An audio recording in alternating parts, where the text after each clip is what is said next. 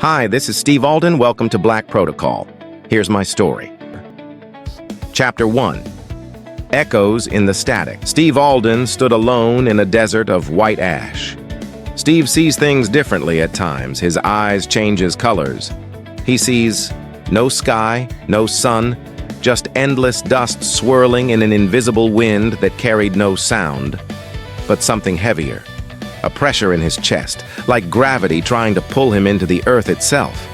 His boots sank into the powder, leaving no footprints.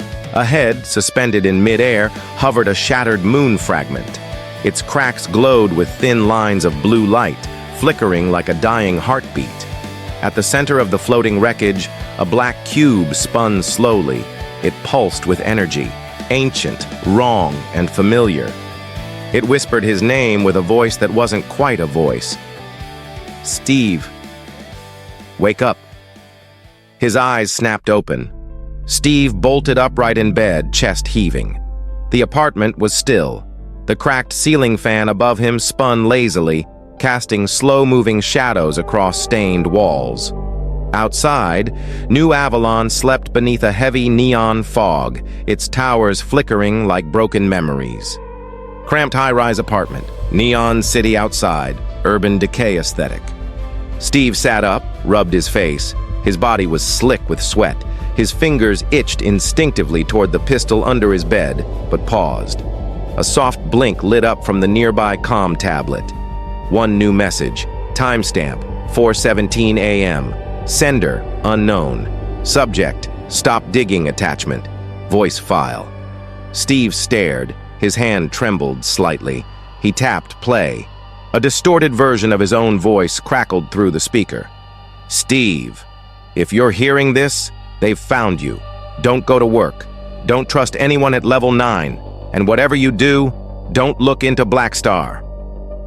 Static. The message cut off. His heart skipped. Level 9. That was where he worked for the past 4 years, writing neural architecture for the Ascendancy Commission S memory sync servers. It was also the last place his wife, Mia, had ever been seen. Officially, she never existed. He stared blankly into the dark room, eyes landing on a faded photo tucked beneath the frame of a broken mirror.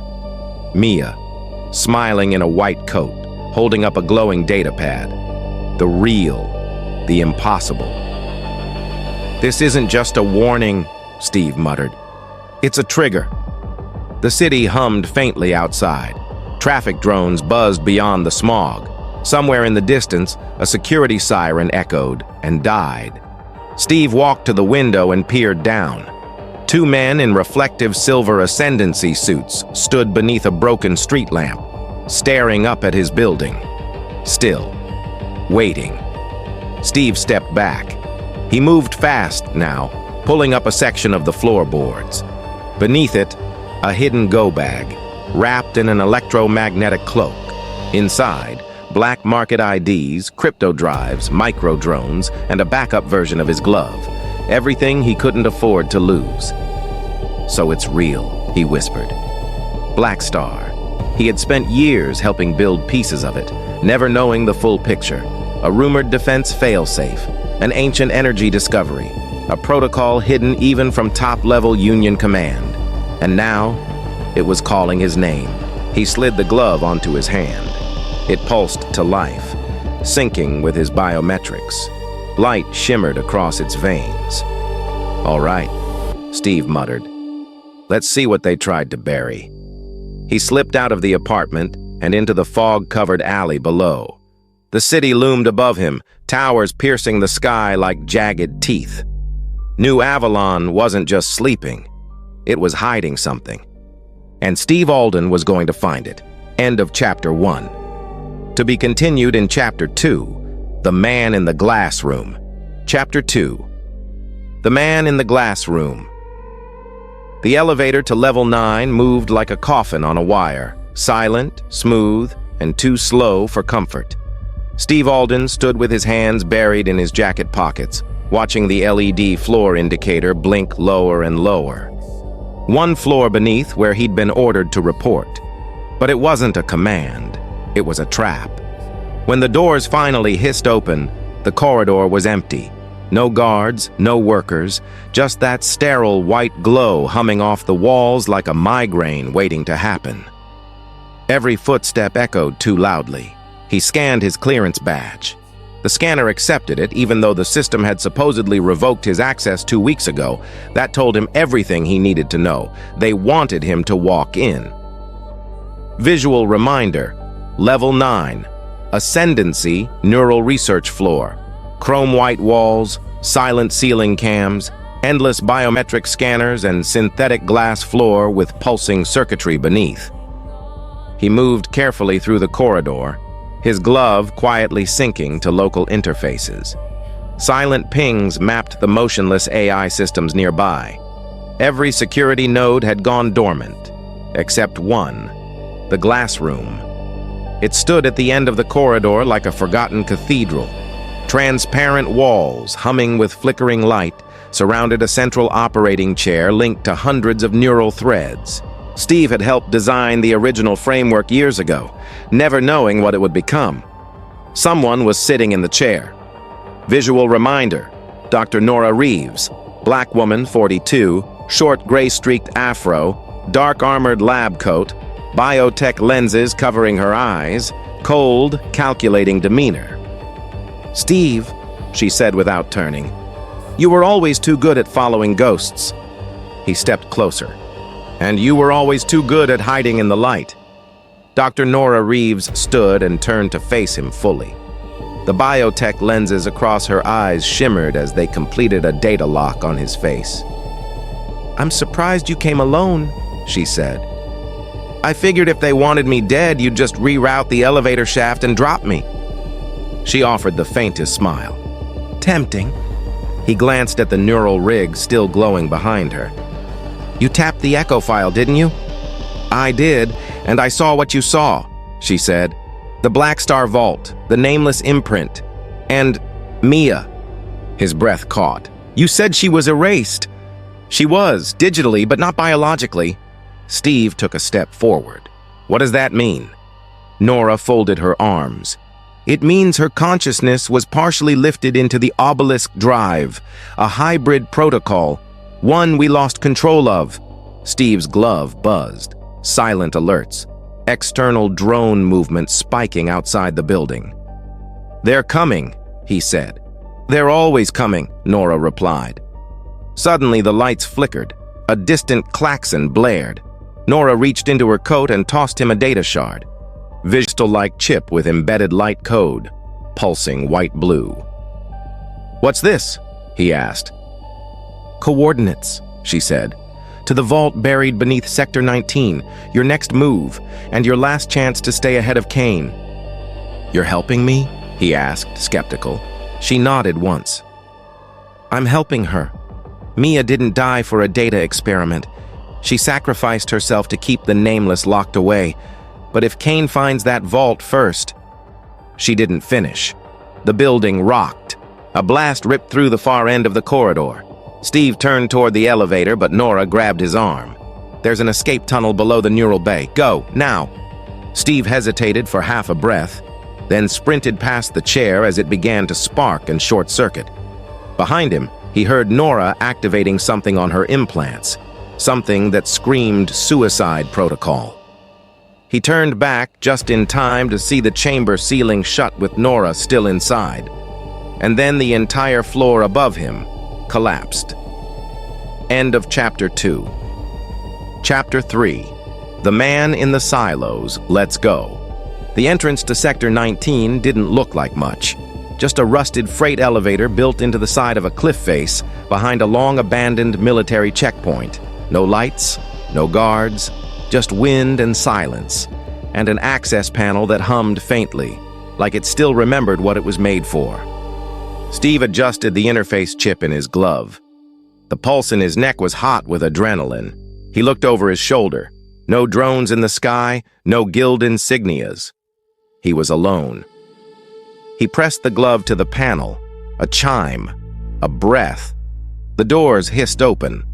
Inside, the elevator smelled of copper and decay. He stepped in. The doors sealed shut behind him. The entire chamber rattled violently as it descended deeper into the mountain. On the wall, a flickering emergency screen came to life. It flashed 2 words: Level 0. Decommissioned. It took 5 minutes to reach the bottom. The doors opened into darkness, broken only by the emergency red glow of overhead lights. Steve raised his forearm, his glove projecting a 3D scan of the area. "Underground silo complex," he whispered. "But these walls, they're not military, they're old pre-Union tech." He moved through the corridor with precision. Dust crunched beneath his boots. On either side were long-forgotten doors marked with cryptic designations: Genesis Lab, Project Vantage, Blackstar Ops. He stopped. That name, Blackstar, sent a bolt of fear through his gut. He pushed forward. The hallway narrowed, then opened into a wide circular chamber. Inside were rows of stasis pods, most shattered. Tech interfaces blinked like they were waiting for someone to return. And in the center of the room stood a man. Tall, gaunt, dressed in torn government-issued combat armor. He turned slowly toward Steve. "You're late," the man said. Steve didn't flinch. "You were supposed to be..." "So were you," the man replied. "But it looks like the protocol didn't work on either of us." Steve stepped closer. "Who are you?" The man removed his mask. His face was scarred, but it wasn't the damage that hit Steve hardest. It was recognition. "Colonel Vance Halder," Steve whispered. "You led the Valkyrie drop during the fall of Atlanta." "I did," Vance said, his voice gravel. "And I was betrayed by the same people you're running from now." Steve's heart raced. "The Union!" Vance nodded. "The protocol was never about containment. It was about restarting something buried here. I was part of it. Now I need you to finish what I couldn't." From behind, the faint hum of energy stirred. Steve turned sharply. 3 defense drones floated from the shadows, their weapon arms primed. "I'm not here to fight," Steve said. "You don't have a choice," Vance said coldly. "Not anymore. They're already tracking you. They know you entered the silo." A panel behind Vance lit up. The screen displayed Steve's file: Union clearance level redacted, project tag, subject, obelisk. Steve froze. "That's not possible. I was never a test subject." "You were," Vance replied. "Just like me. You don't remember it. That's the brilliance of the program." Suddenly, the screen glitched, flashing the words, "N nameless, activating." The chamber began to shake. Power surged through the walls. The pods flickered back to life. Steve backed away. "What is this?" he shouted. Vance's face went pale. "They're waking it up. The nameless... It's not a person. It's a data entity. A god AI buried in this base before the collapse. They used your DNA as part of its code lock." "Why?" Steve asked. Vance looked at him grimly. "Because you're the only one who can open the Blackstar Vault." Chapter 4, The Threshold Protocol. The cold hit him first. Not the chill of air, but something deeper, like the static hum of a dying machine pressed directly to his bones. Steve staggered as the floor of the silo cracked beneath him, energy surging through the old walls like veins in a dying god. Vance Halder, half-lit in the pulsing red glow, slammed his palm into a secondary override terminal. "You want answers?" Vance grunted. "Get ready to see the ones that were never meant to be uncovered." The metal beneath their feet gave a final lurch. Then, silence. The silo groaned. An inner vault door hissed open behind them, revealing a stairwell carved into bedrock, lined with ancient symbols glowing faintly in obsidian black and deep crimson. Steve hesitated. "That isn't Union tech." Vance shook his head. "No, that's threshold grade, pre-collapse, pre-everything." Steve's comm glove buzzed. A new signal had activated, buried in a sub-channel no longer listed on any known frequency. Code Black Tracer. Active subjects, Halder, Alden Unit. Dispatched, Ascendancy Strike Cell Omega. "They're coming," Steve said quietly. "Then we don't stop moving," Vance replied, stepping into the ancient stairwell. 3 levels down, the world changed again. The stairwell opened into a domed chamber unlike anything Steve had ever seen. Giant stone columns arced overhead, laced with bioluminescent strands of tech that didn't hum, but pulsed, like breath. Steve scanned the room. At its center floated a sphere, about 4 feet in diameter, composed of black glass segments held together by what looked like invisible force. Vance approached it cautiously. This is the threshold core. This is where it all began. What is it? More like who? This isn't tech. It's intelligence, Vance said grimly. What we called the nameless. It wasn't a code. It was a consciousness that used us to try to reboot itself. Steve slowly stepped closer. The sphere responded, shifting its patterns, slices of memories flashing across its surface. A woman, a ruined city, a scream, and the sigil that had haunted Steve's dreams burned across it all, the Blackstar emblem. Suddenly, the core let out a deep, resonant tone. A beam of black-red light shot outward, slamming into Steve's chest. He screamed. New Steve variant.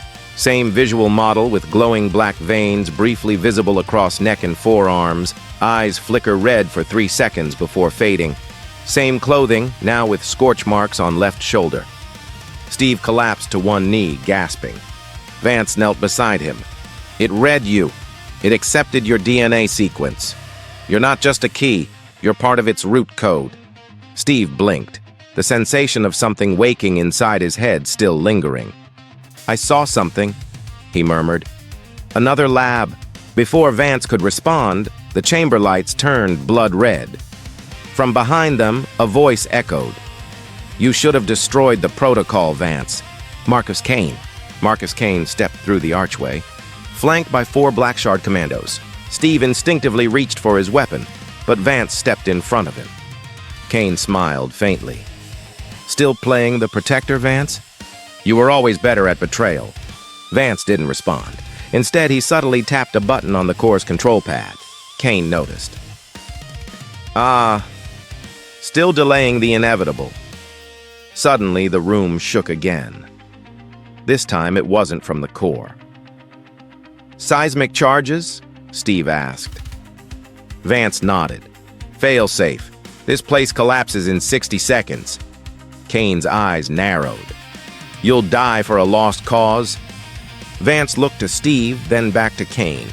No, I'll live through him. With that, Vance slammed his palm into Steve's chest, activating a bio-surge from his cybernetic arm. Steve vanished in a flash of white-blue light, teleported out. Kane stepped forward in fury, too late. Steve landed hard on cracked pavement. He gasped for air, eyes adjusting to the dawn skyline of a city barely holding itself together. A young woman ran toward him, blaster drawn. She skidded to a stop. You're Steve, right? You're not supposed to be here for another week. Steve looked at her, stunned. Who are you? She smiled. The one your wife asked to find you. His eyes widened. You knew Mia? Kira nodded, lowering her weapon. She left something for you, something they never cracked. Behind them, the city roared. Drones, distant sirens, and above it all, the voice of the protocol, echoing softly from deep underground. You are the threshold, and they are coming. End of Chapter 4. Chapter 5. Ghost Signal. Let's go. Ruined outer districts, overgrown streets, cracked towers, underground resistance tech. The first thing Steve saw when he woke again was sky, real sky. Gray and wide, the clouds rippling like ink in water above the fractured skyline of old Avalon. Around him, decaying rooftops, broken neon signs dangling from forgotten buildings, ivy climbing the bones of a world that once ran on steel. He groaned, hand instinctively going to the side of his head. The aftershock of the threshold core pulse still thrummed through his body, like his neurons were still trying to remember who they belonged to. Kira crouched beside him, running diagnostics from her wrist controller. Vitals are stabilizing, she muttered. That teleport nearly scrambled your neural map. You're lucky he sent you here. Steve sat up slowly. "Vance, did he make it?" Kira didn't answer at first. "I don't know. The signal went dark the second you landed." Steve looked around. "Where are we?" "District 12, she said. "South Grid, what's left of it?" Rubble-strewn urban zone, hybrid of overgrowth and shattered tech, gutted sky rails, defunct drones hanging like vines. Kira stood and helped Steve to his feet. Her braids shimmered slightly in the filtered daylight. She walked him toward a narrow alley behind a cracked billboard. There, tucked beneath a reinforced manhole, lay a passageway, disguised with electromagnetic cloaking. "Underground base?" Steve asked. "Better," she smirked. "A rebel nerve core." The descent took them down through 3 levels of broken infrastructure, rusted ladders, and silent motion sensors, until they reached a reinforced hallway that pulsed with blue light and hushed activity. Inside, dozens of people, hackers, medics, engineers, some young, some scarred, all in motion. They wore mismatched gear, each bearing the mark of the Shard Rebellion, a silver arc split by black lightning. Shard rebels, diverse, mixed gear, each with silver-black insignia. Base has flickering overhead panels, neon blue conduits, shifting holograms. Energy hum echoes through corridors. "Welcome to Base K Theta," Kira said. "The last place in Avalon where people still fight for the truth." Steve's eyes flicked to the faces around them. "Why help me?" "Because she told us to." Kira led him deeper into the base until they reached a sealed archive room. Inside, a single stasis pod glowed, empty. A voice spoke behind him. "Hello, Steve." He spun and froze. Standing at the far wall was a hologram. Lab jacket with embedded nanopanels, warm smile, glowing interface lenses. Holographic form slightly pixelated, but eyes clear and locked on Steve. His heart dropped. "Mia." The projection shimmered. "This recording was triggered by a Blackstar anomaly. If you're seeing this, the Nameless is waking up again. And you were exposed." Kira gave him space. The message continued. "You were never just a systems engineer, Steve. Blackstar selected you because you were resistant to neural rewriting. Your DNA, your mind, is the only thing it couldn't fully control. That made you dangerous." Steve staggered. "Why didn't you tell me?" The recording paused, glitching. Error connection lost attempting remote relay. Ghost signal detected. Suddenly the lights dimmed. Terminals across the room began flashing with erratic code. Kira slammed her hand to the emergency override. "Someone's trying to breach the archive node." Above them, sirens echoed through the rebel base. "Ascendancy breach squad," she muttered. Steve turned to Mia's hologram. The eyes shifted, as if reacting in real time. "It's not over," she whispered. Then the hologram shattered. Outside, the base shook. Debris rained from the ceiling as commandos in black armor flooded the upper levels, weapons blazing. Steve grabbed a stun rifle from the wall. Kira tossed him a wrist detonator. "You ever blow a floor before?" "First time for everything." Together, they moved into position, ducking behind cover as 2 Black Shard troops burst through the breach door. Steve squeezed the trigger. Blue energy arced through the air, knocking the first commando clean across the room. Kira activated the wrist rig, collapsing the roof behind them to block further entry. More were coming. Steve turned to her. "We have to relocate." Kira nodded.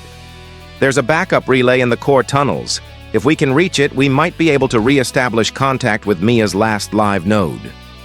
As they ran toward the tunnel exit, a final message blinked on the nearest screen. Ghost signal. Origin unconfirmed, next trace. Lunar Sector 7 status active. Steve paused for just a breath. "Mia's alive," he whispered. Kira met his gaze. "Then let's go find her." End of Chapter 5. Chapter 6. Dronefall. The sky over Avalon's outer ruins was sick with static. Red warning lights blinked on broken towers as if the city itself were trying to breathe again. Steve Alden crouched beneath the edge of a collapsed overpass, his eyes fixed on the flickering skyline. It now has a cracked lens on her left forearm pad from the vault blast. Beside him, Kira Sloan pulled out a drone pulse disruptor and adjusted the signal frequency. Her hands were steady, but her jaw was tight. "We've got a 3-minute window," she whispered. "Ascendancy scout drones sweep this sector every 5. We trigger movement too soon. We're back on the kill list." "I never left it," Steve said, flexing his glove as it synced with the local terrain scan. "What's the path to the lunar lift?" "Straight through the no-fly zone," she said dryly. "Or we could dig through 30 meters of collapsed metro tunnels and pray." "Praying's not in my code." Avalon's outer ruins, collapsed highways, burning husks of autonomous patrol tanks, gray-blue ash in the wind. Red hologram warnings shimmer faintly in the air. They moved low and fast, weaving through the debris like shadows. Steve's heart pounded with every step. His glove detected faint signals, encrypted, ascendancy-coded. Kira halted suddenly, raising her hand. "Eyes up," she hissed. A hum filled the air, low and menacing. From the east, 3 black drones soared over the skyline. Their hulls glistened like liquid obsidian, and their targeting optics pulsed red. "Model 11 hunters," Steve whispered. "These aren't recon." "Nope," Kira muttered. "These are war dogs." Suddenly, the lead drone locked on. Steve grabbed Kira and dove into a wrecked transport bus as plasma fire shredded the air behind them. Metal screamed as it melted. The bus exploded in sparks, knocking them backward. "Split!" Kira yelled. They broke in different directions. The drones separated, each tracking one of them. Steve vaulted over a barricade and fired an EMP pulse from his glove. One drone twitched mid-air, spiraling into a wall with a metallic shriek. But the others kept coming, smarter, adapting. Blood now running down temple, right sleeve torn. Kira ducked behind a shattered mag rail pod, her forearm pad lighting up. "Launching Ghost!" she shouted. A compact drone zipped from her pack, spiraling upward in a burst of decoy signals. The hunter drone chasing her fired and missed, redirected by the digital noise. "That's one!" she yelled. Before the remaining drone could lock back on, a sudden sonic blast erupted from the alley ahead. The drone froze mid-air, systems fried, then exploded in a blue flash. From the smoke walked a figure clad in street punk armor, neon lines glowing across his coat. A neural implant gleamed on the side of his temple. He grinned, Steve said. "Didn't think I'd see you again." "Only my mother calls me Elijah," Hex smirked. "To you? I'm Hex, savior of dumbasses. You're welcome." Kira raised an eyebrow. "You two know each other?" Steve nodded. "He used to design drones for the Ascendancy." "Correction," Hex said. "I designed them. Then I sabotaged them. Then I left with all the blueprints." He gestured toward a nearby sewer grate glowing with blue light. "Come on," he said, "before backup arrives." Hex's hideout, underground neon bunker. Low ceilings, walls lined with stolen Ascendancy tech, AI core fragments, rogue weapon mods. Neon blue graffiti lights flicker over the walls, base guarded by camouflaged turrets. Inside the hideout, Kira patched her lens while Steve sat with a stim patch on his temple. Hex dropped into a chair, spinning a holopad between his fingers. "You want the truth?" Hex said. "You're not just a glitch in the system, Steve. You're the product of it. I pulled your file from the Ascendancy Deadstream 3 months ago." He flicked the holopad, revealing a corrupted DNA code sequence labeled Subject Omega, Obelisk Prime Seed. "What does that mean?" Steve asked. Hex looked dead serious. "It means you weren't just part of the protocol. You were the protocol, the original test case. They built the nameless AI's core around your neural imprint." Steve went still. "That's why Mia embedded herself in the system," Kira whispered. "She was trying to keep you from becoming the final lock." Hex nodded. I've got a location ping. Last Mia fragment broadcast came from Omega Reach. If we go there, we might be able to extract her code. Steve stood. Then we go. Outside, drones whirred in the distance. Too many. Hex cocked his head. We've got maybe 6 hours before Avalon's full grid comes online. After that, nothing gets in or out. Then we move now, Steve said.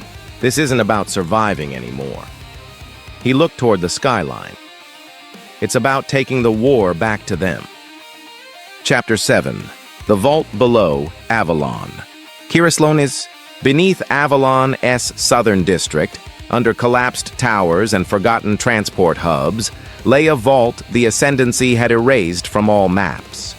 The path had been sealed for decades, but Hex-S cracked codes and Kira-S bypass tools sliced through locks that hadn't seen power in years.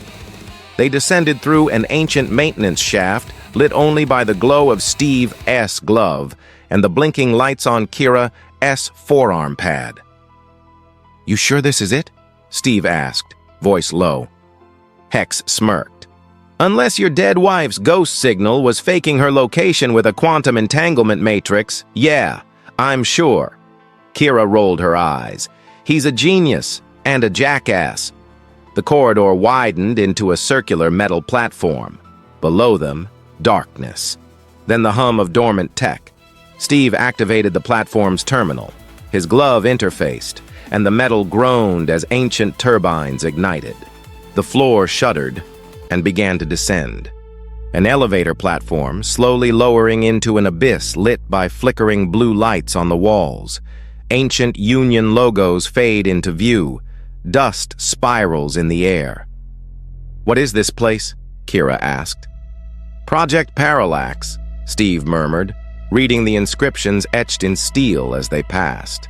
"Early nameless. First stage testbed for AI autonomy, deemed too unstable." The platform stopped. Before them stretched a vast underground chamber, domed and silent. Massive server pillars pulsed dimly in a half-moon arc. At the center stood a broken console, and hanging above it, suspended by 3 magnetic beams, a cracked orb about the size of a human heart. Mia's voice echoed faintly, almost like a whisper. "Steve?" Steve stepped forward, eyes wide. Floating data core suspended mid-air, glowing faint pink and blue. Fragmented holographic projection of Mia flickers. Kira gasped. "That's her." "Mia?" Steve whispered. "Is that really you?" The hologram stabilized for a second, just long enough to show her face. Pale, translucent, a soft smile. "They're coming," she said. A klaxon blared. Red lights flared along the chamber wall. "Of course they are," Hex muttered. 3 massive drones dropped from ceiling alcoves, their arms shifting into pulse cannons. Kira raised her disruptor. "We've got 2 options, run or burn this place to the ground." Steve looked at Mia. "If we destroy the vault, do we lose her?" Hex interfaced with the console, sweat pouring from his brow. "There's a backup node, Omega Sector, deep black, but I've only got 60% of the key." Steve looked down at his glove. "I'm the rest, aren't I?" Before Hex could answer, plasma fire erupted. Kira tackled Steve as a shot vaporized the ground where he stood. Hex launched a signal burst, frying the nearest drone's optics. Steve rose, his glove pulsing brighter than ever. "No more running," he growled. He raised his hand. A shockwave exploded from his palm, slamming one drone into a wall. Kira followed up with a triple pulse burst. The final drone closed in. Hex hurled a magnetic grenade that latched onto its core and detonated, sending sparks across the vault. Smoke rose, the platform shook. But the orb above the console glowed brighter. "Mia's signal's leaving," Kira shouted. "It's jumping systems." Hex slammed keys. "I've got the trace. Omega Sector confirmed." Steve looked up as the hologram faded into starlight. "Hold on, Mia," he whispered. "I'm coming." Suddenly explosions echoed from the upper shaft. The ceiling cracked. Ascendancy troops. "Extraction route?" Kira asked. Hex pointed to a sealed tunnel. Only way out. They ran. Behind them, the vault shuddered, collapsing into itself. As they sprinted down the corridor, Steve looked back one last time. Flames licked the edge of the vault door, and for a moment, he swore he saw her, Mia, standing in the firelight, smiling. End of Act I, to be continued in Chapter 8, Obsidian Lines.